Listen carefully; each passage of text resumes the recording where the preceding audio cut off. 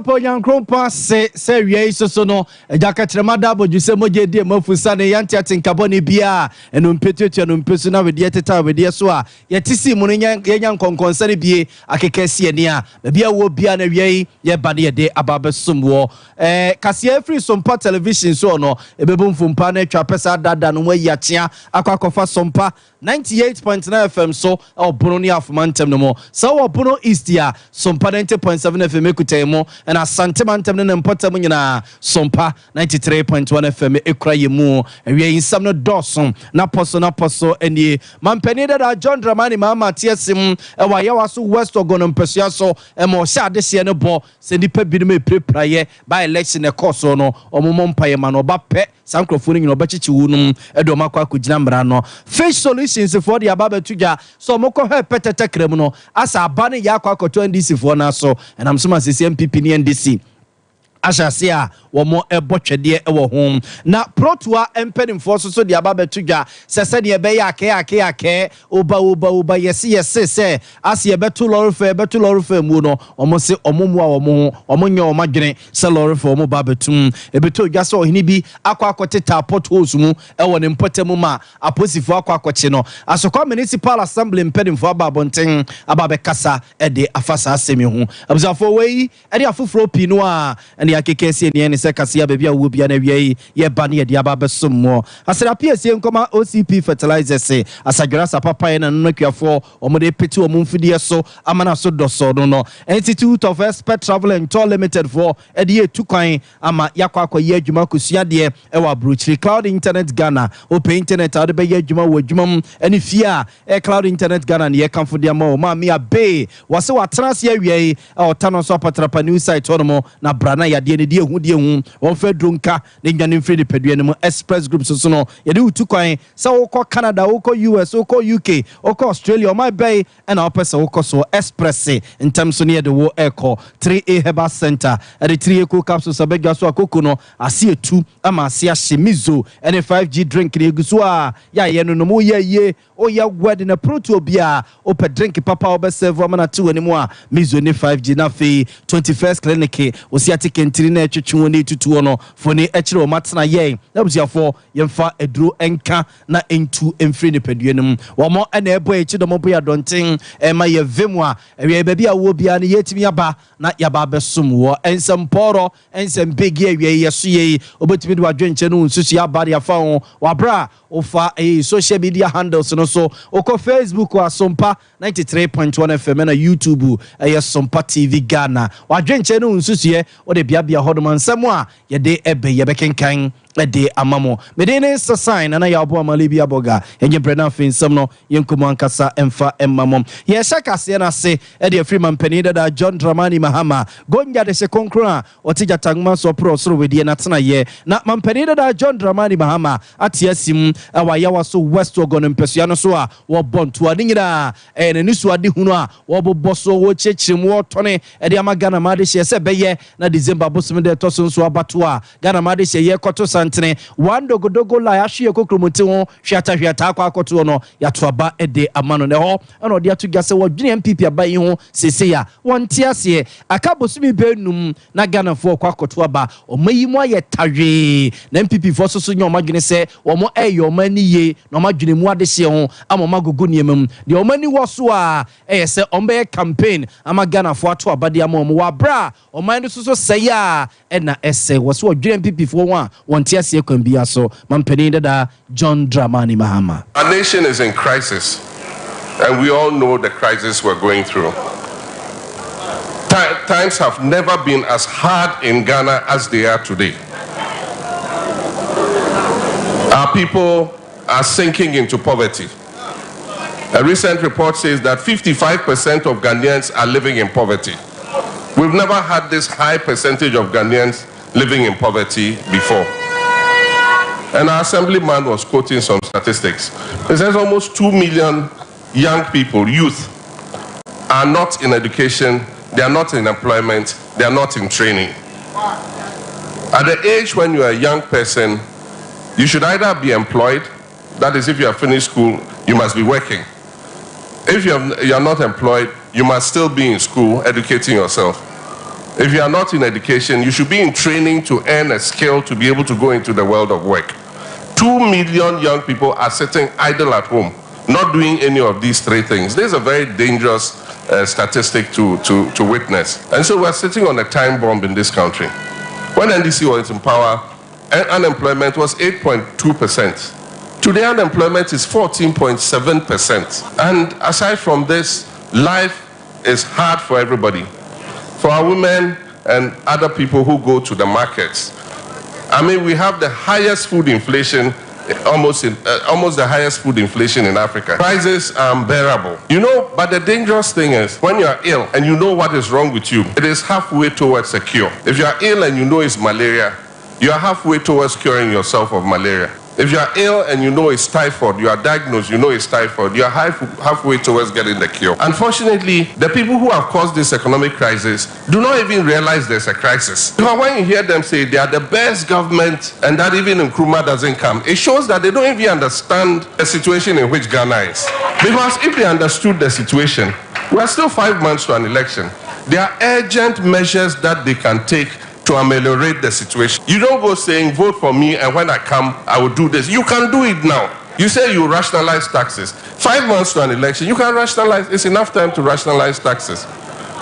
All the promises you are making, you have enough time to start implementing them right now. And say, no, vote for me first, and then I'll come and do it. What they did in 2016, they can't do again. Fonti we man penny that John Dramani Mahama yete ne na ansoa eno chire no de bosse e koma this year e wa ye waso west go baton peso so se okai pa se 2018 mu honom e momra hye dwane ano mato aba e ni sabre no honorable Emmanuel Kwabena Chemate ejakom ba ma wotri modemfo e de nsanyu no beto no so tabire ne kopie patange a enam so ma ba election e ba so e won pesia no so na de piepie e ba election we are amanfo prepraye emenne ebinuma kekademu a omokọ enko omoba ema no ohye omobo so mo de omomọ mpaye ma no no monto aba emfama no me mampani sa nkrofo no asa bonofo sem omudiye e wa yewaso west ogomba election nim no obehwesemra eno mu nyina bedi na mpatasika bia so a esefata se de ma busia no wahwe e de amawo mo e won pesia no so. 5.5 years ago, a very terrible incident happened. At this time, this constituency was on fire. And we all remember exactly what it was. The MPP unleashed violence that has never been seen before in this country. People in Azugu masks descended on this constituency and opened fire and injured several of our activists. Up till today, some of them are disabled and unable to go to work. Just 2 weeks ago, we visited one of them at home. He was a footballer. Today, he can hardly play football. He cannot even walk properly to talk about playing football. And so anytime we come to this particular constituency, it evokes memory of what happened 5.5 years ago. And it is my prayer and hope that this will never happen again in our country. In 2020, when we held the elections, 8 of our compatriots died. Not a word of sympathy, not an investigation to bring to justice the people who killed them, and not even one peso compensation for those people whose dear ones were killed. I want to assure the people of Ayawaso West Wuogon and our colleagues who died, the 8 innocent Ghanaians in the 2020 elections, that when NDC comes, we'll pursue justice for them. Fonti we man penny that John Dramani Mahama yete ne we mra na watie simu wa yewaso west ogona baton peso no so no bon toa aton ni so ade hunu acheche ne nsemo ade achira de hye won peso no so se beye no begya ne mugidie ade tumi amane se man penny bio ama wababedi omayi so ene wo hye bono se woni a ipraye woni ene o makademu a omokọ a enko no o hye omobo se patasika ene mra ne wo se di ene ne dibia no obehwe ma ene botumi no edi akwakusi ase yeguso de mu amanyosem ene abato a Ghana made se yehwe kokromoti wo hwata aka yensa kono sanu no munsia abompaye asetwedi amponyankrompon so beti wiem na December bosom na ba beto ye asomdwem ne de toso enso no na bana ye kwakoto no ene kobi e from se fetch eye solutions for ayam fifimu kire se omohwe abane ba bi a enema ekeka kono a kwakoto NDC for na so akwan bia so no NDC amanyuku no ene gina ye safia bato Ghana made se ye kwakoto no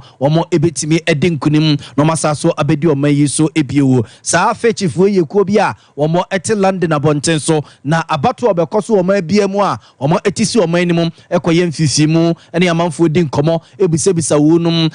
oma brabom oma setenemo ene amanyuku omu fi se oba nani kire ya obesesa niema ede ama wonum ene nam so ma fetch solutions for no se Ghana for do no a ene hamu nchichemu be edunum 54% de omo do no a se NDC amanyuku no ena ebeboa na eba aseye no ababe etwema mentwem pipini NDC wesu wosom wesu so chese wonsom ene nsam no se omo de omo gitumu a enye enam sema Sompa FM ne Sompa TV ensem twefo etisim se de yemo mpira NDC fo no na yenkobisa wonum se we no ebemo mo tirima yo mo de no mapomo ba bia atena campaign no chese si abano ato na openi eye Rashid computer eye penimpa be de kira o sha bato ho nsensem so NDC amanyuko no one yen edi nkomo sei ade no mo kano no correct all the indications all research results ni nyina na eba abontino they are saying that NDC is winning massively and it is not by mistake. We NDC is not a surprise to us. It is a surprise because you say ejuma na eye no programs na eye no eni nyina Ghanaians nim say ye na ebet ma change Ghana for choose. They know it, they have seen it before and they know the person John Dramani Mama. So we are not surprised. All indication uko Afro barometer crown na what they are saying there, they just don't want to tell the people, the MPP people, that they are going out of power. Ghanaians are fed up with them. Party they are fed up with them. Just look at what they are doing. As if we are not human beings in this country. They don't take us serious. But we have superior policies. Who say Obama and the policies is not the bar about China. Ghanaians are buying into them. They are seeing that the man mean business. What are these people doing in Ashanti region? Zero, completely zero. But you can have signatures projects of John Dramani Mama in Ashanti, very clear projects, and we are even coming to do more. And so that one there, people are aware that when they vote for John Dramani Mama, their life will change, and we can arrest the soul of our democracy come December, and we need to do that. So there, we are going to work more. Even 54 no more. You say 56 because we know we can beat these people after that. Because all along, you say electoral commission, we election normal MPP. We say people over the election. But I feel with the NCU. I feel with the election will be heavily policed in such a way that every ballot paper will be properly counted. And never yet. Zanfonti we Dr. Rashid computer ye penimpa be de chiro hwa bato ho nsensem so ema NDC amanyuko ne yetene nkanna ono na no si ya ene ye se jasem de basa no a okako bunkum na wakako nifa kakra ja sisiribom tabrubom tie mo empire MPP for no so ne nkobu so mo se om so eba se no matia na ebo mu hu ama sese no mo tia dasa de no nya sie wie ayeka wie tompom ba bia tena na ora Dennis Miracle Sabuaje eyobi okasa edema mampani abedi echi Dr. Alhaji Mahmoud Bamia one so echeche nsemu se de kire 2020 be by say the point is that the Juma be bring no why as a campaign and as a political party you know kasi yedam Ghana motis wa you decide you media where she who pull any survey the shane the marks and issues a woman na you find it solutions to it. If you now 7 December, it's a long time in any political calendar. See, your momuchunga so many ages now. Omubusi agro NFM. Nike 7 December no. Everybody. Na se yabubona se BP dinkunimwa. Omushe omanfa kasi calculator nkujima court. Se omobe complaining. Because we never know kasi. you see the dear cover spaces beer or my more in Ghana for aiding como extra mo. You see who be here some better one Dr. Mahmoud Bogna. Now what to me about any power on my to me I in the past 8 years on home, but now they are kind to me and so on. But I need to me a couple of years. And this is from cover on Facebook and Twitter and the radio so much to post more. Now we run a campaign, see now every week, you know, I feel over the complaint. Yeah, we remain focused, our eyes on the ball. Yeah, flag bearer in the past 1 week, our northeast region constituencies, our constituencies were northern region. I mean, okay, say our Savannah region, only Ghana for aiding Kumo. The mere do make sense. Let's say Aqua to us. If you now come 7 December, you walk where you have first way in Ghana for, and the to again, you would didn't see, and who be here say, you will protect and consolidated gains I make. And I can tell you, be rest assured. Every week, you know, you would see, say, MPP will prevail in these elections without any doubt. Zafonti weye ayora Dennis Miracles aboagene ene ne kokodin komo ni na Fitch Info Solutions for omo enkrata ne omo niema ababetu gya se omo repetete kremu no na se NDC amanyuko ena ehuredi kanya aba ye to na fi no ombetimi ede nkunim na no so ede ne nsusuye ene ne tirimopo ede ema yen ewo eho no yen to aso ne mfama konsem fufrum efri enra be na ne nansanie ena betu gya se ne petrol bo na ye ne de here so pass said den ya nche bia na GPRT ni adawafo eba beto lorry first mu a ene omantumukura no omo nchichemu bedunum 15% de omo ede bekwa akoto my Ghana lorry first awodo nyina so ene ofriye konkran ofriye kosunyan ofriye kokintampo be bia wo fa bia no ntumu ebeba eba sa no egesa amanfo ahyase ebuzebisa da benie ena lorry first ntumu no eba enam so ema protoa Progressive Transport Owners Association etweditia efene se proto mpedifo de krataba bontia babetu gasenye no kre se omako meeting baby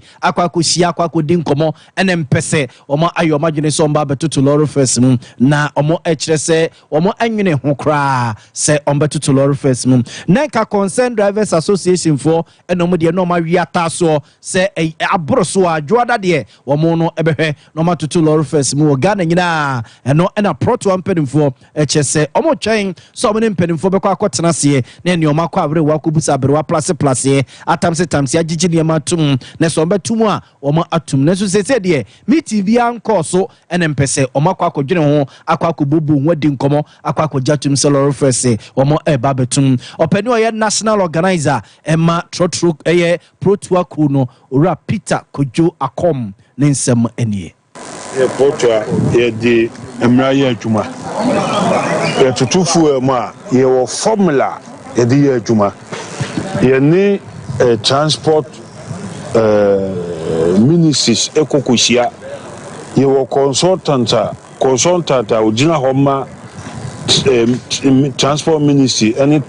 transport organizations into omufa enye fu enkwa na omufa other spare parts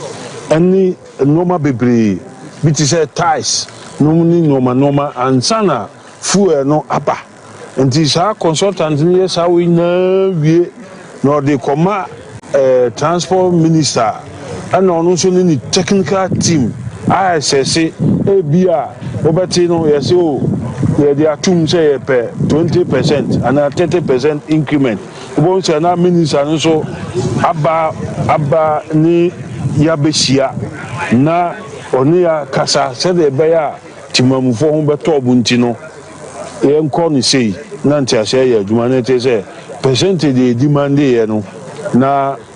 omo afia so kakra ma akwantifo se de beya omo so ho beto nti sa na ye na nye se ye di ye pe se ya toka skamunti yesu ya tu patumti ya toka skam da bi enya ni sa ye wo nhihye ya ene aban na transe eye ne GPRT union mpainfo GPRT4 njenye ye pene de to kaskam Abzanfonti weye ayo penny Peter Kojo Akom ene yetin nken we national organizer de ma Protua Ekunu na ansa no de sansa mi betu yanimu no no madikan ahia seko atoaba aye mpanimfo a won betuetu aku na no aye ntutuye ne nhihye papa maku no afano ntuma papa ede efra ekompanimfo a sese wo mo ba aba behwe Protua Ekunu so no wo de futu ekọ ede mo sei Francis Akagro omuade on respecti obia on respecti court ya asem ya kwa peace court auditors na abam ama ya hu se ampa wa yusus ka o peace portwa nti nyame na eda na se portwa asanya mpanyimfo fofora omo be manage peace portwa amaye election ne de akoso kama asundwe aba ho ana mpanyimfo so a yayi wom no yehunu se omo so bebi omo fa adwuma no omo so de beko animu se de ye hwe no sisi a ne de nkamom ne epe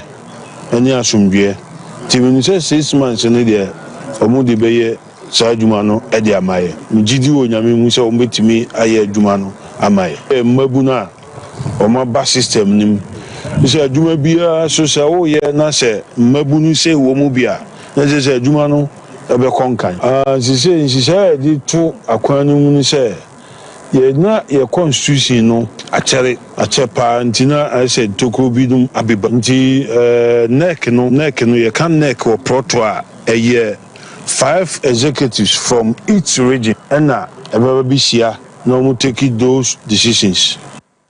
As a fonti way a proto acronym you call your penny Peter Kojo Akom a national organizer or the Progressive Transport Owners Association each and its friend is a proto adawa foku enana omochecho munsemu de echre no afia de mo call Asoka Municipal Assembly eba beto dwa se nana adobo ama eye nahin so hene yese high tension pole biase ananwe egu ase no watchie de akwan a nana se potholes ewo wona kwan nim nti ono a pemu no a woyine popropo no wo mpotemo no no e de kwakọ fele potholes no se beye na akontifo ne adwumanfo ne adobafo omo ho betima ha wo mu ewo kwa no so na eno na National Disaster Management Organization e twani tiafo ne se nadbo empenifo so yese bia ohene no etwe anwea ne difire e de kofele potholes no high tension pole asepe na so twe anwea no na se high tension pole no ekobuto fom si ye kredimu a na yeso akwakofa ha okese ene de abomu kan ya ohene ya ntiase wonde e na dwen so obetwe anwea no e de akwakofele ne potholes de na yese twea no obetwe wiase aposifo ba mu a omo ekomanta mohene se bonya kokko odagya hode ne kugina mra no na eba na akwakoye chese yesi Asoka municipal mpenimfo na ame akwakoche wohini Asoka MC na ame akwakochire no ene Asoka municipal assembly ne MC ababontin chese de koso no omo enim ho ma chimpo ene mpese omo akwakoma ne de anua owura akonia sagima ene ye municipal assembly chief executive wo eye Asoka ne chechiremu nie. Let me put it on record that no arrest was made. The chief was not arrested. The chief has not been arrested by the Asoka Municipal Assembly. The road is under construction by a contractor, just that he's waiting for the bridge that he constructed to dry up or whatever. Observanti wey aye abankra chepani ohwe Asokwa aye mensini ne so owura akonia sagima ene yete ne nke ya no chechinsem se kwan no a ohene ne sa mana aba betutu mu anu nti no woche high tension pole ase anwea e de akwa failure no contractor mo de kwan na mano a wayi gata nyina akaso de anwea akoko ne begum na ne asphalt wo de beguso a wo de akwa koguso nti e omo wanwa se eye ohene no etua na mo atisi ne mum enye Asoka Municipal Assembly no ene ma ye kokoche ohene no twaso ne democracy kasem Dr. Ishmael Yamson de atuga se de omanisi kasem aye no ama sese okokete so wontimi na brim nko a na obo wone kete so keso omanisi kasem aginsem atope ema unyo pani bia so na oba besi bibi de akire wo se bia asomasi ana so bentire ne yeye de afa ho de bia sikasem gia na ejigo ene okofa dollar baby odi cedi akwa akoto a ogina ho baby a enwene okofa pounds baby a odi cedi na akwa akoto a oye dwadini a okokete so kwa wontimi ndanti amaze sei ne dwadie ene ne sikasem ene chese okokete so no ayedene edi amane popani ayobi e basikasem no ntuchiemu a obi beka se oye afrukutuwum okase mpurepuno okase nhye ne nsem enie. For businesses, this probably is the most difficult time that Ghanaian businesses have faced. You need an economy which is predictable. This is a completely unpredictable economy that we have today. And for me, the most difficult aspect is that you can't even see, either from government or from anybody, a real effort to change direction. You can't see anything that is happening today which says that the economy is improving. Look at your CD, look at the rate of inflation, look at everything that you can talk about in economics about the economy. So if you are a businessman in this economy today, George, you probably would sleep with nightmares. You get up every morning, you don't know what's going to hit you the next moment. And it's been quite tough, particularly for manufacturers. I know the traders scream a lot, but if we're a manufacturer that I spent 38 years in labor, I can tell you that it's a very difficult period because you don't know, you have no control over your cost, absolutely no control over your cost. For all your cost factors are determined by factors outside your own control as a business. So it's I think that if anybody asks me what keeps me awake in the night, I'll tell you it's Ghanaian economy. We say statistics tell a different story from reality, right? I've heard many times and from the Ghana Statistical Authority, from the Central Bank, from all predicting, not predicting, but actually claiming that inflation is coming down and the economy is turning around and turning the corner. But George, what is the reality really? Observe to Dr. Emmanuel, Dr. Ismail Yamsen na yete ne nkan kwesibro ne beka ne se we economist ya observe sika se mo bene mu pa okase mpunepunu okase nhye ene wo chese wo kokete so wontimi na nansen no ne nyina yi sika sem de aya unya pani bia soso ene wase bibi de akire ntutu ya aban eye ede afa ho ye free sika sem no ye mfomo enkongumasuum na anu ada ene dom kuma wo Ghana mrase ge fiem de betu dwa se wo mo ehunu se aban eka wo de amanfo titiro ni wo mo a wo ma supply nuane wo ma supply school uniform wo ma supply niema de ama ye senior high schools a wo do no menam free SHS ni se ka aban di wo no menam pimanim ama aban nye na adwene se sa aka no so wo kwa kutua ma surprise kese dodo no a eka ene so wo mo nyuma gu a ena egu wo mo kokra kokochire mo se na no 1.3 million laptops no a aban se wo chede ama senior high schools no ye se eka contractor kro no a okose laptops in the by a car a detching a buying team femfree honum and a buying twitching any two on more one per one some anchor. Now so a baba bontia babachere say and somewhere and this similar phone eke can nuclebianum suppliers no ma supply niama at the secondary schools a hold on a war or mayimuno or more any or more car. And again, a crescano, a society called Manoso, Yanio Penny, Emmanuel, Ivo, and Kudin Como, National Association of Institutional Suppliers School, no, Udimuntin Timai. Ima, good afternoon. Good afternoon, Major. Now, who ye? Radiadum. Radiadum, Susumi, who yes, na, and no crosser still are buying Guso Demoka, sending ATTS cannon number 6 billion Ghana CDC, and no cray, a buying Gusua Demoka. Bepacho, and the cresse are buying Eddie Enka. The last time now, ye picketing on the 8th of April, no, they a car over 130 million Ghana cedis. And the question they say, I buy from a say, and to me, if you so move cheer. But I know is still a cow. A can a woman your best say, still a can a woman your best say. And me pacho, a cana, a woman on the head in my to me track and they say, I buy a statement by so we release 26 million. Am I out of 130 million Ghana cedis no? But 26 million ye contend ye ka say enye ne kra if you say sikana ban etua no statement no the buy no so etua for stationaries any PE kit omu nyina mu sika kaye sika no ho enti ye ka say sa na che dia and the stationaries ne PE kit for na ban age free ensam ye na nka wo say ye now so I bind the different suppliers into one no na kese one kan ye wonto one nte sa ka ne mfim no mama ye hu up to now ye nya response from our buying and another thing so I challenging am I say I buy it tua according to phases and our batches. Depending on when a supplier the invoice back on now buying a group into batches. But I know what I say. Batch, and you're consistent. A biwa or mutuebi. Then they skip one batch to pay another batch. Into ama tracking are difficult am I? But I must put on record say womu so mutia ne mono e kaso. Oh, okay now if you say promise some mobile kaya time ye ticket no kwan na ye contest say final year for no abind the enka second year for abind the enka first years for kwan for the year nkon aha but me no ka say final year for no still e ka wom nti eye issue na e ka no money abind ka ogitum money abind e ka ogitum say e ka na duru say ebia nhyesia the last time mama 26 million mo say enuru saa no wasaso dabe no so obese atua bio de asomo so me pa chosisi ani aban to solve this issue ni say o mama assurance say anytime bia o benye sika kakra no they will pay some o mo betua bi amaye enu nti no last week Tuesday me call ministry o me call no kra no o mu guso a o me issue checks a o mu tua bi but like I told you no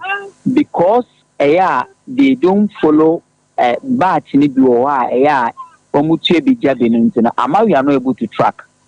hanti can dey ebi wom but 100 over 100 million dey eswate meboa eswate over 100 million dey eswate but me no work say once na ye final year ni second year ba first is for omo eguso aye edwuma no okay ni anensa aka ni sika no eye edwuma no enti Canada na etibia no etiwo as of the time we spoke now current we no aye no ebe compile okay ebe compile because students needs to wear uniform and yen so we say yema omo mate na o si aban age adwuma na free mu nsem a wo de akwa nipa foforo sesei me pacho ene de no krepa ya kan wa sama kan very soon me fa akwenye so ye be ma mo invite official invite ye be conference ye be kan ni na wasam ye PE kit ni stationery aban age dia ma few people bia in fact the whole Ghana suppliers and school bi obeko bia ye supply PE kit ye supply stationery aban age free and something see almost say bibi for a national tender international tender no among the ministry you know how the tender is being done ya try so you nyebi nti no a free answer for 8 years ni okay ati you be kan want some extensively nyame ya adom conference ndu so e be tun sa frem pa mati me na wase awie bibia ni e be sa ba won che why me pa chomis me da say you abusuafo we Emmanuel Ayivo ena yene no akwakodi enkomonom ye famonko NDC amanyuku na tena ye ewa Memphis Central abaton pesua so na de ohwe campaign so e de mama mpeni da John Dramani mama wo Memphis Central abaton pesua so ye mama Joanna Kujo na ode atugwa kire se ohwe adwuma wo mo eye no Memphis Central abaton pesua so ene eye mantam no munyina ogide wa rehemum se afia batuo no kese nkwa wiye no na emma no manta birikura no be 98% de no masesa ewo empesua no so de kokra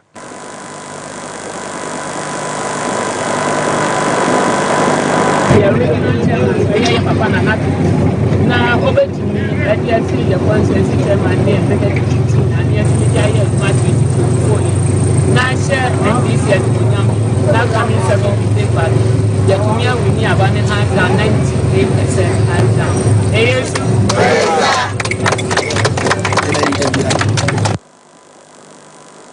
Abzanfo nti we eye mame Joanna Kujo ena yete nenke wojina de ama eye Mampenida da John Dramani mama wa Memphis Central abaton pesua so enonom na Western Regional Chairman de ma NDC na Kujo Toku esoso ejini me pickups mono chiambieno ya ode Mampenida da John Dramani mama mfoni Abraham Bram ho a ode NDC amanyuku no mantem no mo de abontoa akotire ni tire ode edom party no na chairman J pickups ya ode aseda ema ma Joanna Kujo yeah at kai be boy me say that you know you have the cast ni bi crack ho amanyo sembia no wo ya ka asem enim woni afidi awdumi nye party adwuma andi kai ya be ma ya adwuma asese ye e wa brin na antimede me chairman na kasa amman kwan obefa so a ye be su kai wo ne kwan so a e betumi aboa ambe ina yetumi agi city eno nti ye ni wachire esaso bi ko yi sika te say na o ma metu te make sure say e be ya dia e betumi aboa party no e wa me bi say na solo ni effect e we ye NDC for so ni atia ne say e ye birum nti ase e na enya ma adu pense eni memu a wo mo ti do ma bi ase ye gusu no mo kasa mbali ko no mo kasa o angles we say you ye no mo yusu by the day nkasa nduru ba bi e be file nominations so no be say NDC in Amapi Central is calm e bi bi ase ye bi aso e be ye ne ye di ti court there ntimi si obi pa ba o kwaya e paso a ye de ni pa kasa asan na oni ni pa gusu a oni ni di for your first sedama OCP fertilizer na fertilizer he na make you for bo wo mo pa unya kakra de pete umfudie so a say ye bro say ye mo say ye nto say ye meko say ye bodie say ye bayire na wudua eso doso enti asase ne kakra bi say ya na ndo baya wotie e de akofie no na eburu adwene ne nti ase so na ngina ye OCP fertilizer adwuma ye wo OCP NPK 5015 ene wo OCP NPK 10-20-10 ni nyina ebo adwuma pa enye na Ghana bebi etonto agrochemicals ne ma bia no uduru hono ma o se OCP o masagira sei eno bi na wo pe 0555909437 0555909437 na onu mo edin komo Institute of Expert Travel and Tour Limited say ope working visa na odiako o my best wa ope business visa ope study visa ope permanent resident visa ope business partnership visa ope visit visa odebeko Canada odebeko US odebeko Australia Schengen countries which say Germany France Malta Portugal New Zealand na ope say oko Serbia UK abuzia Institute of Expert Travel and Tour Limited for Sebra oye nurse ni oye midwife oye pharmacist oye lab technician oye kuani oye teacher ni oye banker oye mason oye carpenter ni oye laborer oye watchman na pesa manfo akontui okobia Institute of Expert Travel and Tour Limited say FRNCC 0539 858766 0539 858766 na yenin komo Cloud Internet Ghana we internet no abuzia fa honsem nyina beda wo de internet ne ye adwuma e wo fie anasa wo de ye adwuma wo adwuma mu a Cloud Internet fa honsem nyina beda yen na yenhwe emfa ema ye internet no enti sa manfo bi de so de kwa ha enyina so wo de ba ha nsa na tima ye adwuma no ye de ende ba bia wo bia ejina na so ye adwuma ewia pa emmo nsuo nto ama de enti wo internet ne be ye adwuma Cloud Internet Ghana no 0244601933 0244601933 Mami Abe so watrase e wotano so apatrapa new site wono mom na buzia ya de ni die hu de ano ohye de ano den Mami Abe se brai no mfa drunka na ya de ne enwane se ye nto ya de se yesi atonu sunsum ene abefo na akwa akosia no mo se omde ya de na mawa for ni kire Mami Abe wono muduru ho ene se ya de ne dwane afri de padue ne mo eye befo a sickle cell ya de no kra no chese wosa na nye nkete no de wohuro ne mpre dwaye no so oba obu nsa ense dan kuyi oba ne be ma mo pa wo chese sa ne mani nyina de o de wohuro ne mpre dwaye frema mi Abe wo 0243 3453 920243 345392 Express Group yedini ahonam so Express in so ni ajo visa ediama en so wo dru Canada en so na uko USA en so na uko UK Australia New Zealand Germany France Italy Belgium o my bay and opesa ukoso okra de ope scholarship say ja amafo scholarship yi onya bie na de kosua de opesa okoye first degree opesa okoye masters opesa okoye PhD ewa America Canada UK Australia o my bia ye kra de ebeboa so hu obetwe nya full scholarship a school na wo kono untua kapreba we eye Express Group asem ene ye ka edichiri kuma se ye wasafo labor runabout no so ena kra ye Kaneshi First Light wa o tema ye tema Community 18 na Shibi Golf Filling Station in Chenwa. Frey 0249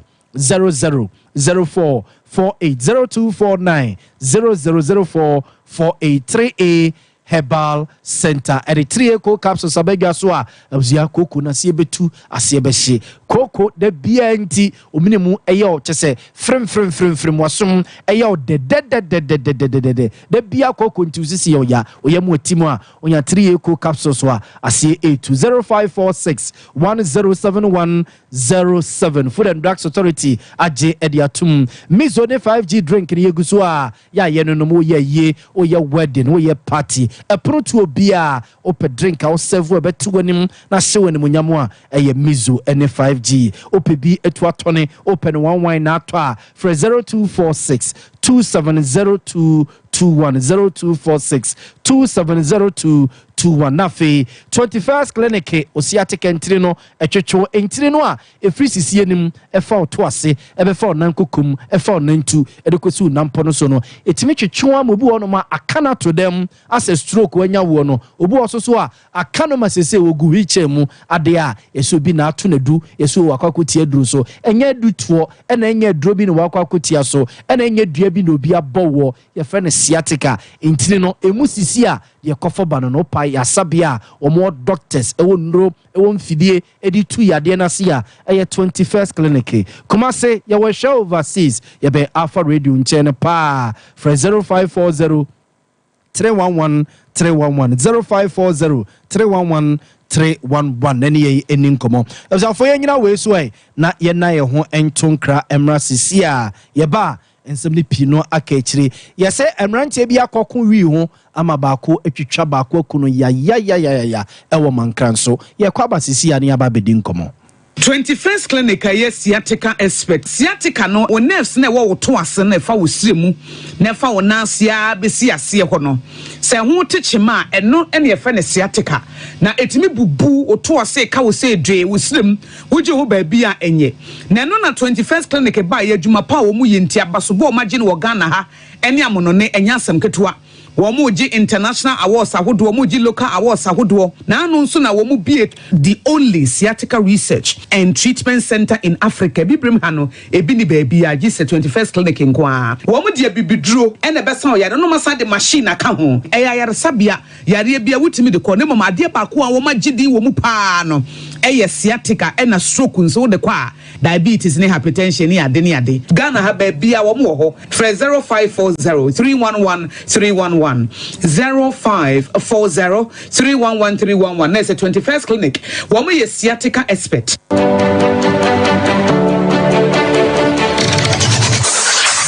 Introducing Mixer 5G Sparkling Drink, a whole new refreshment in a can. Mixer 5G is a tasty non-alcoholic drink. It is a perfect companion for all your events, including parties, weddings, and funerals. It is made with green tea, ginseng, guarana, grapes, and grapefruit. Get refreshed with Mixer 5G Sparkling Drink. For bulk purchases, contact 0246 270 221. This advert is FDA approved.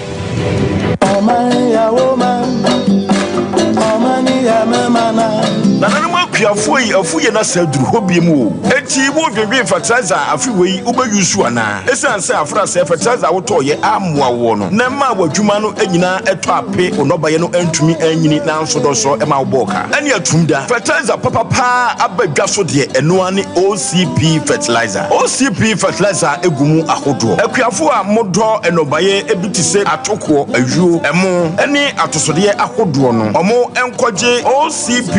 MPK 15 ana OCP MPK 10 akuafo a omoso edo legumes ebiti say soya beans, peanuts and beans omoso enkoje OCP fertilizer a eye TSP OCP fertilizer ebusu wo baabia ye ton ya yoma e wo man Ghana mu enoti atufo enfre 0555 909 437 ana 0555 909 433 OCP fertilizer papa OCP yegina ho Ghana ene Africa biayo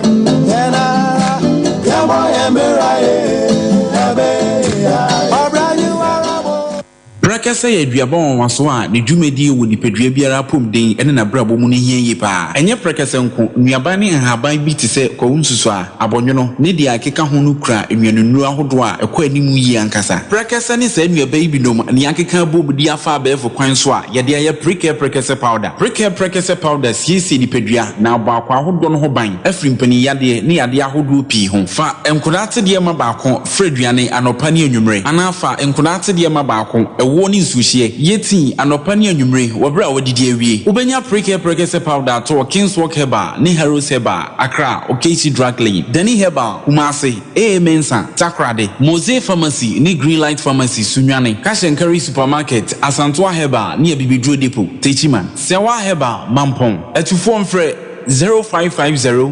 19 15 14 prekese powder aduane san ye dro FD ahwehwe sankratu emu agi atum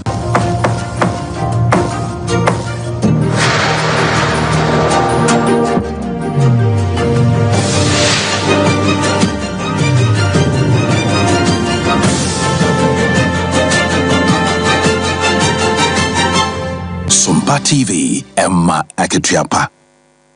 Observe so mama kwa babi oba Sompa television ye wi prem to breka se so me enko ma no so ne ne enua Ebenezer Uswansa eni nkomon firi mankran so ya tete se emrante bi akwa akoko wi hu me wi ase ba ko atwitwa ba ko ma yese ne dabrem eden pa eben ma han na we no otwitwa ne sa no wanya wu ananse wote ase Livia Boga to see a monocate or that man council upon day I say I watch it upon the more have so more amana pomode egnan and also. Now Livia Boga Tobo we no na your bottle and say a piece ye bia or mochi bia. Piece ye bio and our cockofasa as we Edia baby. Chase me mo. Medasi. A branch here, your friend. Kwame Solomon wadi finshia aduonu enso a wote beposo a ewo ahafaro south west abakon peso na beposo ya ye ken ebe mankan so pe ya se u baba bepiemu ewo ahafaro south west abakon peso a eno na wudi nke so alfana woba krosini kese a eye bese capital town no emu na eno ada na nkabeto ojafe Abranti a yefan Kwame Solomon amantie bi anasa abranti bakwa dodo na efan pampers watini edi ne wu akese enya asem ketwa na yekubie de mu ana kese ko hu se abranti pampers pampers kese abranti yefan Kwame Solomon etini aba be wia wo mu ankasa yonko a wono susu ewi ketwa bi akese ese no a wo mu susu edi etu anamo no abranti etini aba be wia no na nam suma o mu tese se na we ya wo timi ko wi ne de wo se wo mu do mu sakika na kakra eti wo mu timi do mu sakika na enya asem keto ewi na brante e fe ne pampers ni akofa se kan kese wa bie ni pa kese enya asem keto a wo hwe ne ko ho ena afa susu ne sadi nyina ne south ward de kese wa timi kika na pa kese enya asem keto a abrante ye de ne baba be pie mu hospital na ahomtese ma na abrante e fe Kwame Solomon ebo Sompa kase ba ma ne o tire mu se wa bra na abrante e fe pampasi etika no wo tu mirikatente di ko wi afie na nso so no abrante gusu edi na ti akete wo oboru afie ba akete wo sa ba be tike no kwa atoso adwene kwa ede ko ni nsam eno ena nam so ma wo di mirikatente a potafo na afi so aboafo ba ya omutimi bua ma ye de ne be pie mo manka so ba ya sebiem na ye bopri no wa bra no oda manka so ba ya sebiem ma ye buta de se aso die potie pa ene ko so ma brante ye fe no pampasi etimi se kara wo di be ti ta ne sa no wo tire mu se etre Sompa kase mo ene oda ma na no no mo bi mu san no tamu ne ade ko community mi film no se sa ko ne de ne ki jena body ki by pampers no clad wo ni enye ni bibi an fan to body ni by na no mo site na me for body se body wa ko wo ki na o jamu akura ni ke ni so akura de ya ai da from one mafa ni ko ni ma nfu ju fi o na mbo cho mi ma ni body ki ni no se na be se sa na plan ana atwa nti maame ne me try na yɛ kyɛ ɛnoa nti bibia no maame sɛ da na bia ndie menyi phone yɛ phone bi si so menyi ne phone nyinaa yɛ menyi ne phone nyinaa kakin no ma fere body ndo ba no abɛgye na ade banye body no kra na ɛka no ofi da boy na ɔno tu pin to pin o se ma ko fere bi body to ko o se ni bibia nyela se ni firi a se ɔno me phone na me hyɛ funfun me team de me wɔde kɛde na bɔ ma nti yie se ni mpona no yi sika nation no dada no de bae o na ju son ko ti twamin fi na de me sakra di na je ko so wo mi fi man kasa de ma no mo preso abobom sa na mo so me ye di meeting bia me di mo na ku fi Abzafo nti wi so mfa so ene wode da hospital mpaso no nti nyina de asie wo mankran so ene ne mpotam ye no ebireze usu an say de akire de be fra to bia na abzafo ye mfa enkame mo ye gina wi so na wie ensema e babo no keka de sie ni de eba be som wo no ye de mo asi na ya sore ama Sompa nkoma so mato asokuku na chinchin fidie ne ma me wie akoso ya so mo buze emrante ne maba wa no e wo Sompa FM ne Sompa TV newsroom ene ta ye chiri ema bebia wo bia na wie yetimi ba ye ba be som wo ko safo na wie ono so etabiri mi de me ko TV ne so me din ede nana ya obo amali bia boga wie eda mase ema monity a enyado. Here in Ghana, when it comes to chicken, the good old days are back. Why? Because Boris B's Chicken, BBC, is here.